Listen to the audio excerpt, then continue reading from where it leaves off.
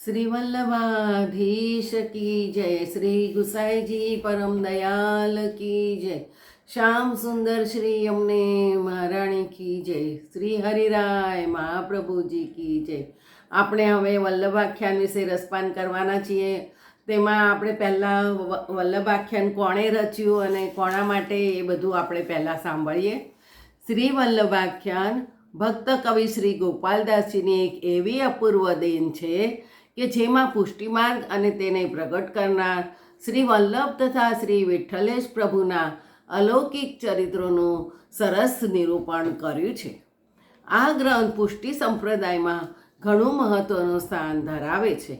આ રસાત્મક આખ્યાનો પ્રાચીન કાળથી જ વલ્લભીય વૈષ્ણવના હૃદયને રસપ્લવિત કરતા રહ્યા છે। અહીં શ્રી ગુસાઈજીએ શ્રી ગોપાલદાસજીના હૃદયમાં બિરાજીને વલ્લભાખ્યાનની રચના કરી છે। અમદાવાદ પાસે અસારવા ગામે એક નાનકડું ગામ આવેલું હતું। ત્યાં ભૈલા કોઠારી અને હરજી કોઠારી અને જેતા કોઠારી એવી રીતે ત્રણેય ભાઈઓ રહેતા હતા। એ બધા શ્રી ગુસાઈજીના કૃપાપાત્ર સેવક હતા। ગુસાઈજી જ્યારે જ્યારે પધારે ત્યારે ત્યારે તેમના ત્યાં અચૂક મુક્કામ કરતા હતા। ભૈલા કોઠારીને એકને એક દીકરી હતી અને એનું નામ ગોમતી હતું। એ જમાનામાં તો બાળ લગ્ન થતા હતા। ગોમતીનો વિવાહ તેમના બાજુના ગામમાં એક વણિક કુટુંબમાં ગોપાલદાસ નામના છોકરા સાથે થયો। ગોપાલદાસના માતા પિતા ગોપાલદાસને મૂકી શ્રી હરિશરણ પામ્યા।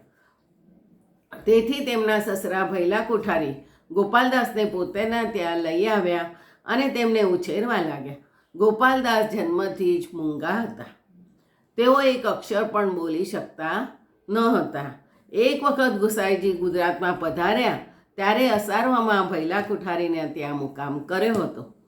એ દિવસ બપોરે ભોજન કરી આપ ગાદી તકિયા પર બિરાજ્યા હતા। ત્યાં થોડાક બાળકો રમતા હતા।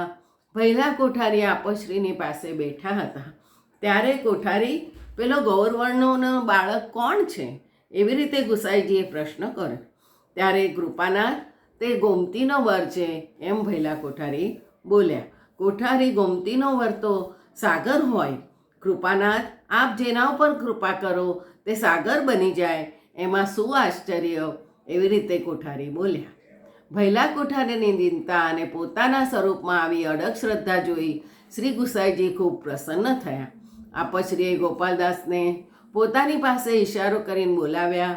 શ્રી ગુસાઈજીએ પોતાના મુખમાંથી ચરવિત તાંબૂલ લઈ પોતાના સ્વહસ્તે ગોપાલદાસના મુખમાં મૂક્યા। શ્રી ગુસાઈજીનું અધરામૃત ગોપાલદાસના મુખમાંથી જેવું હૃદયમાં ઉતર્યું કે તરત જ તેમના પર શ્રી ગુસાઈજીની અપરંપાર કૃપાનો વરસાદ વરસ્યો। જાણે બારે ખાંગા થઈ ન વરસતા હોય તેમ ગોપાલદાસના હૃદયમાં શ્રી ગુસાઈજીના મૂળ લીલાત્મક સ્વરૂપનો અનુભવ થવા લાગ્યો। તેમની વાણીના બંધ ખુલી ગયા। તેમણે તાત્કાલ શ્રી ગુસાઈજીને દંડવત કર્યા અને શ્રી વલ્લભાખ્યાન ગાવાની શરૂઆત કરી। અત્યંત મધુર સ્વરમાં કેદાર રાગમાં તેમણે પ્રથમ આખ્યાન ગાતા મંગલાચરણ કર્યું હતું અને પછી વલ્લભાખ્યાન ચાલુ કર્યું। એ આપણે હવે કાલે જોઈશું। જય શ્રી ગોખલેશ। સર્વે વૈષ્ણવ અને મહાપ્રભુજીના પ્રાગટ્ય ઉત્સવની ખૂબ ખૂબ મંગલ બધાય બધાય। જય શ્રી ગોખલેશ।